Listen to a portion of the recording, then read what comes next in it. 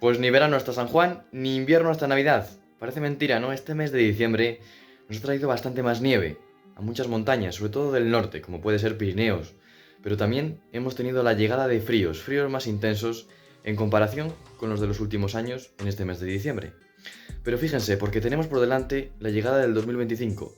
Un 2025 que nos va a traer, bueno, va a venir cargado de muchas sorpresas, de mucho movimiento, y se notará según entre el año. Y es que la semana que viene ya nos tocará hablar de un cambio de tendencia ante la llegada de movimiento, de más humedad, porque el frío esta semana lo vamos a seguir notando, así también como las fuertes nieblas e intensas duraderas. Pero, oye, que para más información puedes consultar ya el artículo en E-Noticias, donde tienes toda la información para esta semana de Navidades. Así que, oye, yo me despido, te dejo y por supuesto te deseo feliz Navidad.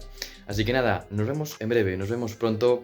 Aquí como siempre, muchas gracias y repito, feliz Navidad, salud y nos vemos dentro de 7 días.